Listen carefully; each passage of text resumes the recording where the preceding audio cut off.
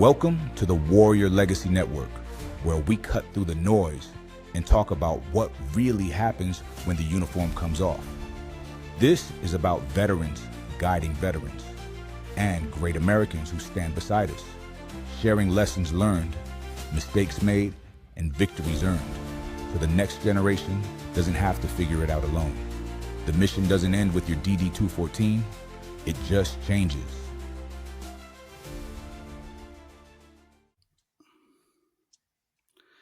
All right. Hello, Warriors. Very exciting podcast episode today because we get to introduce our co-host, the one and only, my brother, truly from another mother, Lieutenant Colonel Oliver Stolley. Ollie, how you doing? I'm doing good. Ready to get this adventure going. Definitely new to this. I usually am a guy behind the scenes, but making a change. Going to step out in front of the camera, and it's all in the name of helping our brothers and sisters and helping guide in the next generation. Oh, I love it. Well, before we start talking about the next generation, let's talk about our generation and kind of how this whole thing started. So, Ollie, go back to how the two of us met. Well, I don't know if that's legal, but let's hopefully there are no statutes that we're going to cross here. Uh, so there I was, right? All great Young, stories start. exactly how all great stories start. It wasn't knee deep in blood and guts, but I think knee deep in penalties Hockey and tape. hockey tape and lots of smack talking, right? So Cincinnati amateur hockey players at Northland Ice Center, uh, both two kids trying to show that they had something to give to the team. That may have been suspect to a couple of the coaches, but I think we had a great time doing it. So wow, hard to believe. 9 years old, and I think we both turned 52 this year. So been together for quite a while. Both played ice hockey. Both went to Catholic school. Created our own gang, right? So you had to be from a divorced home. You had to have been asked to leave multiple schools. You had to play ice hockey and you had to be Jewish. Unfortunately, when we looked around, we realized that there were only two of us left that met the qualifications that we had set. So here And we what's the are, name of that gang that's still active today? very very affectionately known as the Flying Yarmulkes from Hell. And There you it's go. funny. With our There's matching some groups that tattoos. There's that my flying shudder. yarmulke tattoo and Oliver's flying yarmulke from hell tattoo. So Right. so So yeah, so so here we we've are. literally known each other since third or fourth grade. And when I say known each other, this was more than just a friendship. We literally spent every single weekend together, either at his house or at my house. And Oliver, it's kind of like Harry Potter. He, instead of living underneath the staircase, he lived up in the attic. And what did we have plastered all over the ceiling when we go to bed every night to look up at? So this is pre-internet days. So this was the days of you'd find something in a brochure or magazine, you'd cut it out, you'd paste it up on the wall. So these were not very old. It's probably asbestos, laden attic tiles, and we had them covered in military memorabilia. Really wall to wall. I think it probably made it pretty tough when my mom decided to do something with that attic to Yeah. to remove all that stuff. So all of our lockers in high school, all of our stuff was, recruiting posters, recruiting brochures. We cut up and post those up, and from a very early age, that's all we did was talk about joining the military. It was a calling that we had at a very early time, and while a lot of our friends were out playing kick the can or riding bicycles, Oliver and I were spreading mud on our face and doing BB gun wars out in Daniel Drake Park over in Cincinnati, and just dreaming of the day we'll get the opportunity to serve. So I think even before I met you, I think I was really my mother's penance, right? My mom's a hippie. I remember a story from her that I would play little battles with my Green Army men in the bathtub, and then I'd make her sing the Pledge of Allegiance at the end. Or sorry, not the Pledge of Allegiance. We'd sing the Star Spangled Banner at the end of the battle. I had a pair of camouflage pajamas. I believe I insisted on wearing outside until I wore those through. So it was no surprise. And you mentioned mud. I don't think I was ever smart enough to use mud. I think I insisted on that 1960s, 1970s, green loam, camo, the It kind that ripped you your would heat skin up. as you were putting it It would on. rip your skin as you put it on with the metal tin, and it'd take a week to come off. It would just be embedded into your face. Um, yeah, so I think early on, I felt that call to serve and just something bigger than myself, and wanted to be a part of something that has done so much for so many people.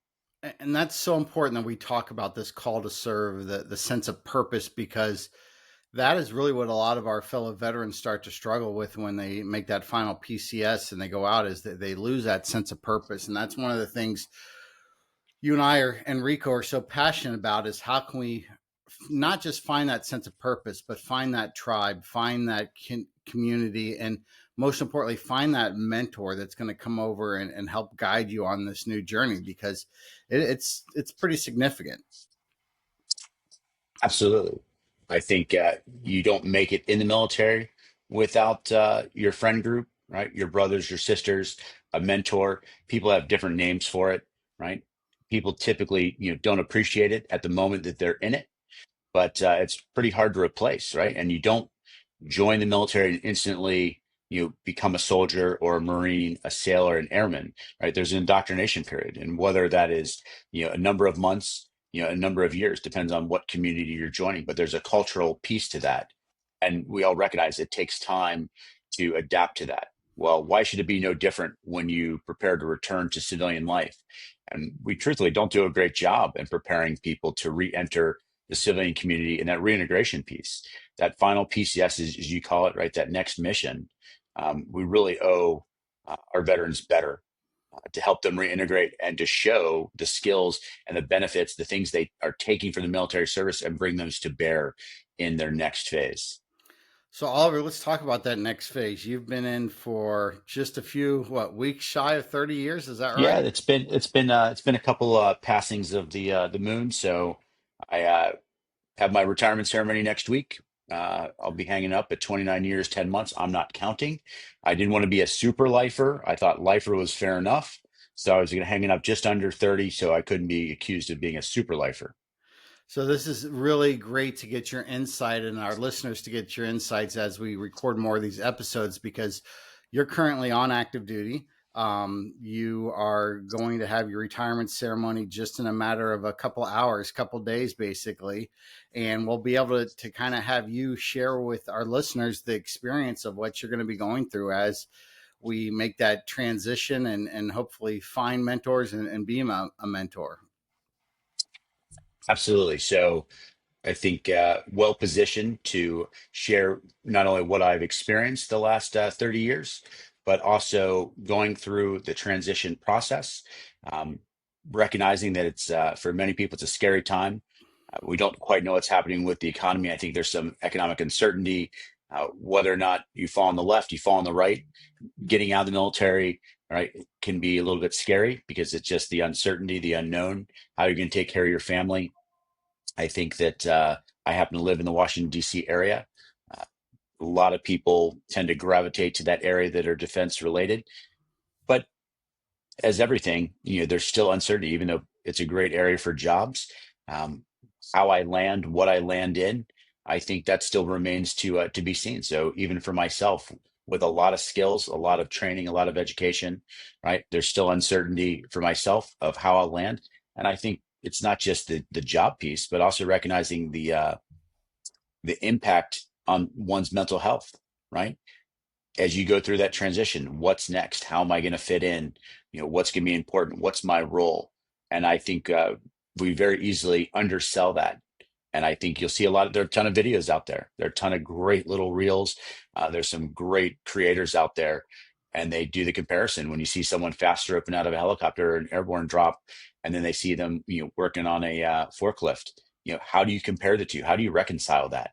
Right? When you go from, one extreme of having something that's exhilarating, a lot of adrenaline, to something that may not be as much. So I hope we get to talk about that. I know that I have some things that I've enjoyed about my transition, and some things I wished we did a little bit better in terms of the resources that we align. I'd like to talk about that.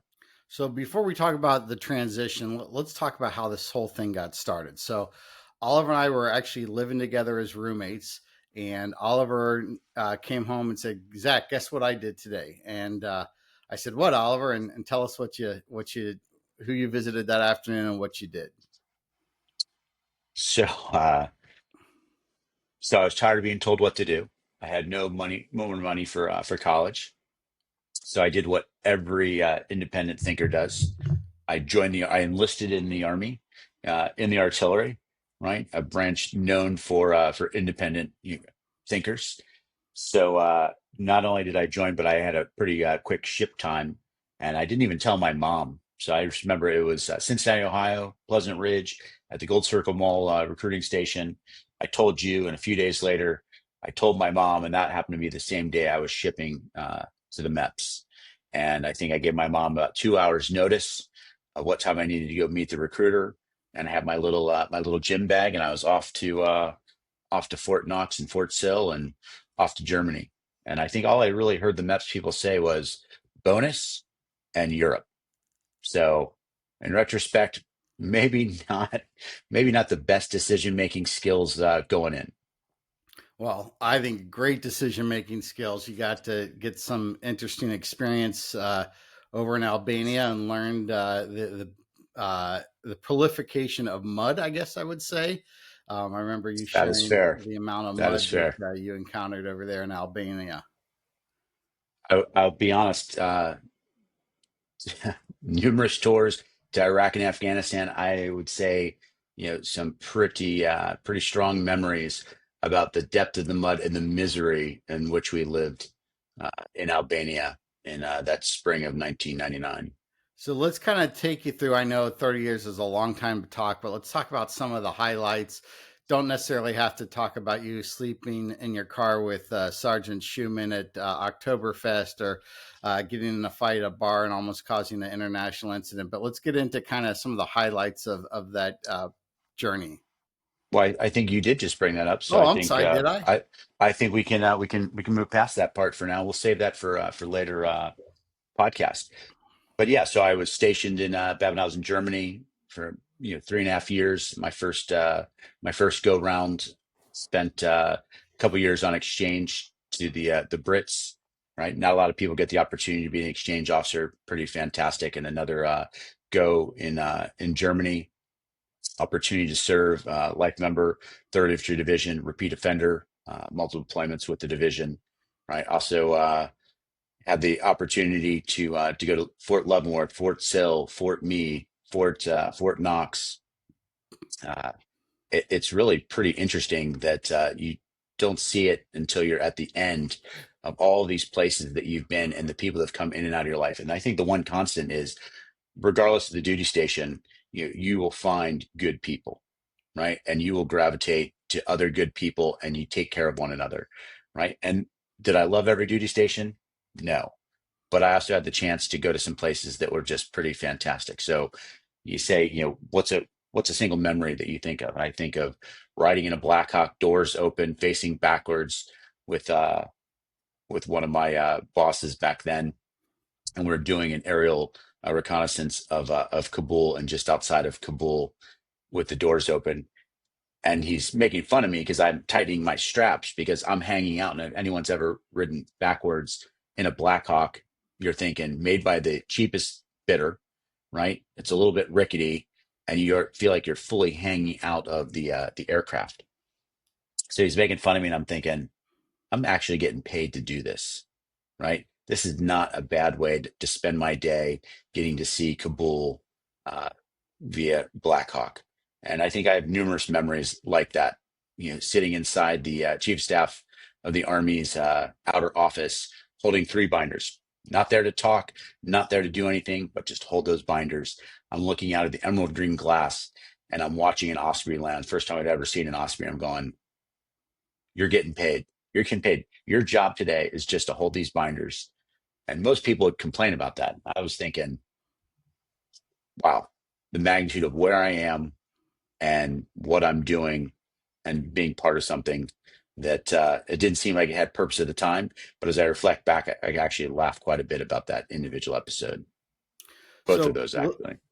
Let's go back. I had the honor of being one of two people, your mom and I, of pinning those second lieutenant bars on you back at University of Cincinnati when you became a second lieutenant, going from sergeant to second lieutenant, green to gold.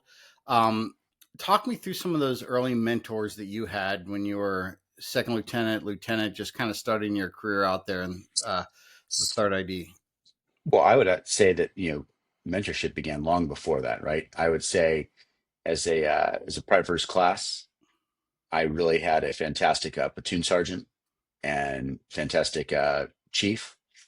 And I had a group of NCOs that believed in me early on, saw something in me that I didn't necessarily see in myself.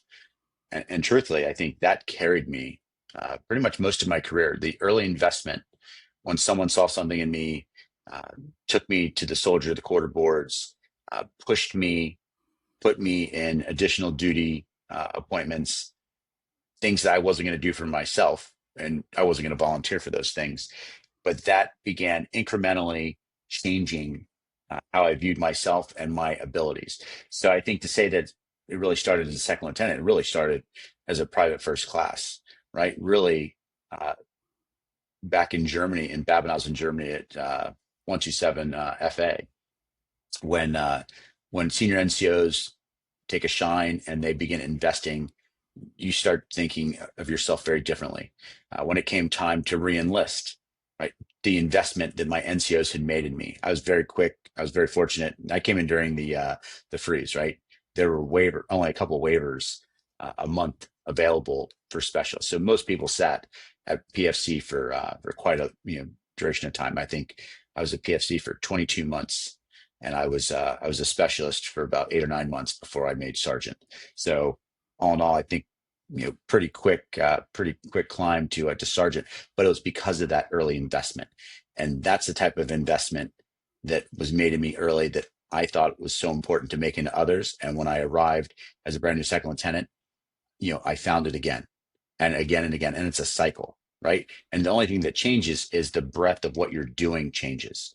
So to think that mentorship only happens at a general officer level, and that's where mentorship starts. It actually starts at the very base level, right? So from fire team to squad to platoon to company, right? At every echelon, there are people to your left and right.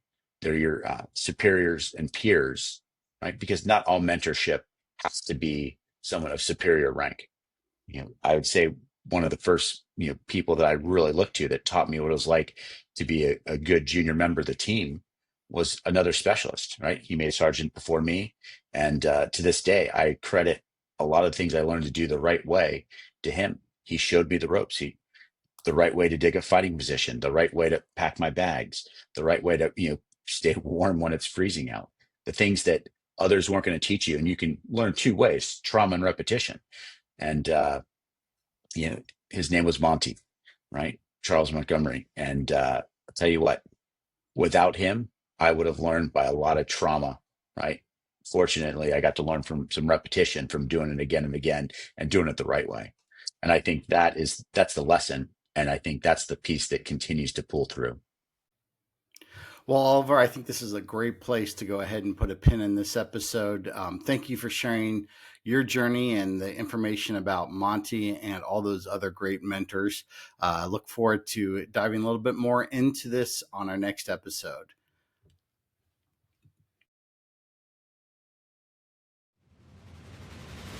If you've worn the uniform and figured out how to make the jump into civilian life, or if you're getting ready to PCS to the civilian world, there's somebody right now who needs your story. Go to warriorleader.us/mentorship. Share your journey. Help the next one in line. That's what this is all about.